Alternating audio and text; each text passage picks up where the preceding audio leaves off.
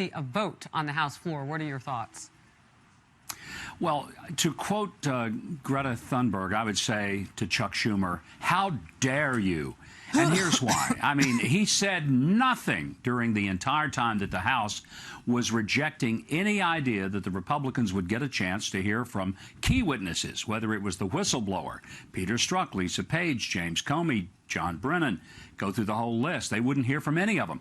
And now Chuck Schumer, seriously, is demanding that he gets to call witnesses for this sham. I'm embarrassed for him, Harris. I can't believe that he would have the audacity to think that people will take him seriously, knowing that it is his party that refused to let any witnesses that are truly material witnesses to this process be heard over in the House Judiciary Committee. Well, you know, we're watching now in new Fox polling that the president's approval rating, Governor, has ticked up 3 points as he's begun to get some things done in the face of possible impeachment, something that we saw Bill Clinton do. So what advice would you suggest for the president at this point? I mean, should he get involved in this process if and when it moves to the Senate?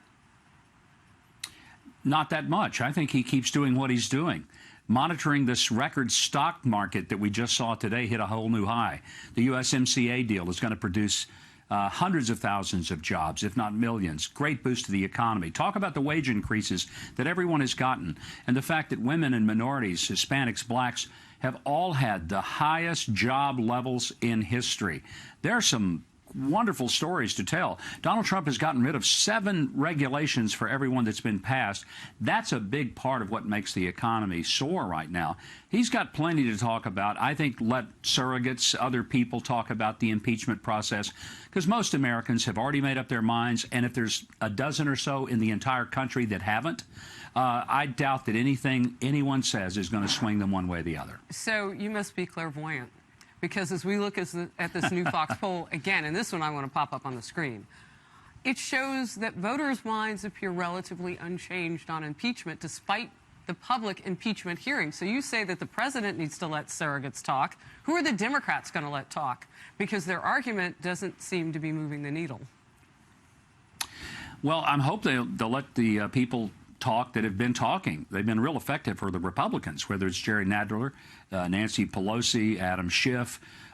These are Maxine Waters. These are great spokespeople for their party, but they're doing an extraordinary service to Republicans because when you hear them, they really can't come up with a grounds for impeachment. And this has been such a moving target. I think they've embarrassed themselves, but they're in a corner. They can't back out. They've got to go through with this nonsense. And I'm convinced that before it's all over, there are going to be a lot of what I would call just fair-minded Democrats across the country who say, come on, the guy got elected. You didn't present anything that was impeachable. Yeah. Just let him do his job. Well, and some of them may, is what we're finding out, exist in the Senate. I mean, what we have to figure out is, you know, Senator Joe Manchin of West Virginia. How are some of these more moderate Democrats going to vote on impeachment? It could be harder for Democrats than they even know. They don't expect to win there anyway because Mitch McConnell says he's got the majority there should the trial go. I do want to ask you about this, though, Governor. A group of freshman Democrats now are looking to draft an independent congressman, Justin Amash, remember he used to be a Republican, as the impeachment manager in an effort to reach some conservatives who remain unconvinced about the proceedings. Amash, who left the Republican Party just earlier this year, apparently is open to that idea. What do you make of it? Well, I'm not at all surprised that Amash would want it. He loves the spotlight. It's one of the reasons he left the Republicans. Wasn't getting enough attention. He's a never-Trumper. Doesn't like the president. This would be one way he could stick it to the president.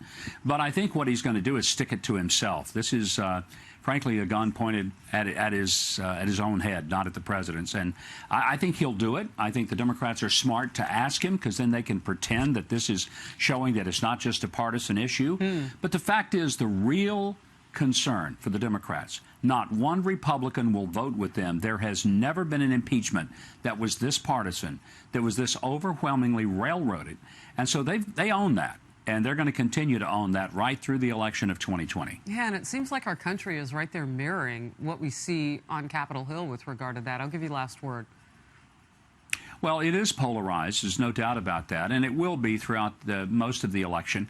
However, I think once the Democrats have chosen a candidate and people have a clear choice between whether it's a Bernie Sanders socialist or a gaffe-ridden Joe Biden, And this president, who has gotten things done that neither of these guys ever were able to get done all their years at the Senate, they've been there for decades, I think it starts evening out, and people ask themselves, okay, so I don't like Donald Trump's personality or some of his Twitter feed, but by golly, I like where this country is going, and I like what it's meant to me and my family, and that's going to be the decision that a lot of people will make when it comes time to vote. Interesting. You know, I noticed you didn't mention the billionaire Michael Bloomberg. There are a lot of Democrats that are in there. Governor, great to see you today. Thank you very much. Appreciate your time.